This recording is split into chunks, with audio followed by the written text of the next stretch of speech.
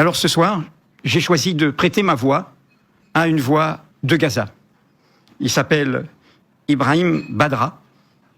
Il a envoyé à Gwenaël Lenoir de Mediapart ce texte qui a été publié aujourd'hui et que je vais vous lire. Je rêve de pain chaud avec du za'atar et de l'huile d'olive. Voilà ce que m'a dit mon ami Mohamed quand il m'a rendu visite.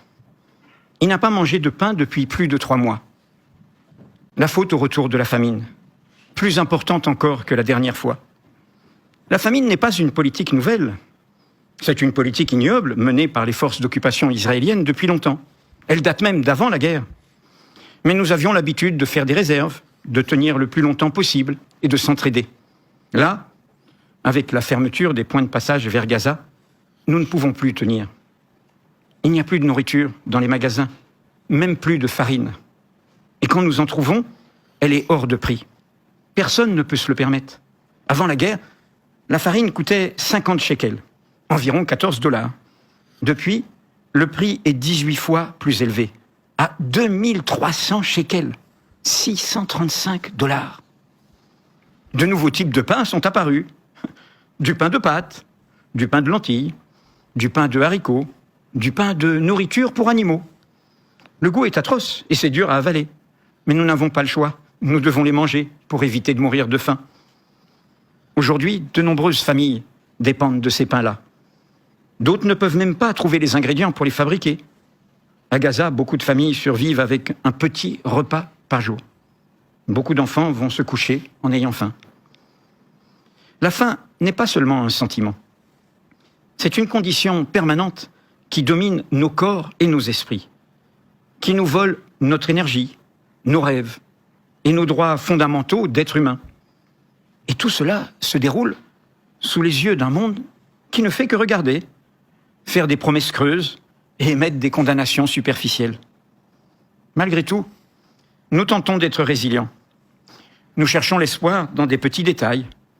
Un morceau de pain, une gorgée d'eau propre, le rire d'un enfant qui oublie momentanément la faim. Ce n'est pas parce que nous sommes habitués à la douleur que nous y parvenons. C'est parce que nous rêvons d'une vie meilleure, une vie où nous aurions de nouveau du pain frais et de l'huile d'olive à notre table. Les organisations internationales telles que l'UNRWA, l'UNICEF et le Programme alimentaire mondial font ce qu'elles peuvent, mais avec des ressources limitées, les refus d'approvisionnement et les frontières fermées. Cela ne suffit pas. Les enfants en paient le prix fort. Leur santé se détériore rapidement en raison du manque de nourriture et d'eau potable. Certains meurent de faim ou de malnutrition sévère. Ils étaient sévèrement amaigris, presque squelettiques, avec la peau très pâle et les yeux exorbités.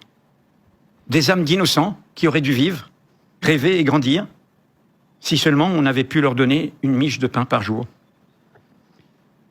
Lorsque j'ai travaillé dans les camps de déplacés, nous allions voir les enfants.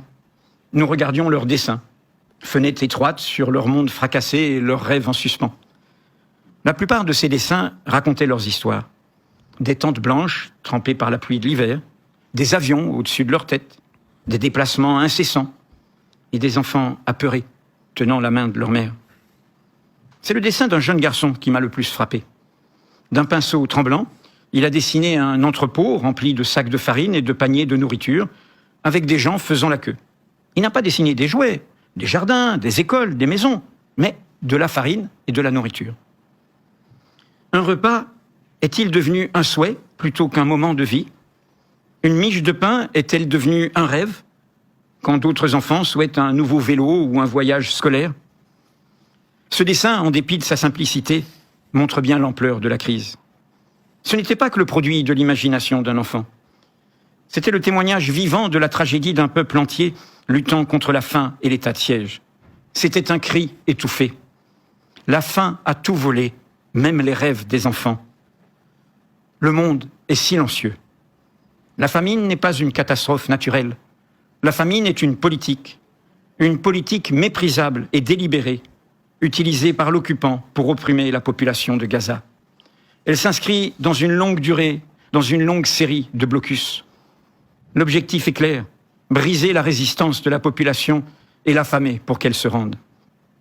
Les institutions internationales multiplient les rapports et les avertissements. Mais les gouvernements regardent ou publient des communiqués vides de sens qui échouent à empêcher que les enfants meurent de faim.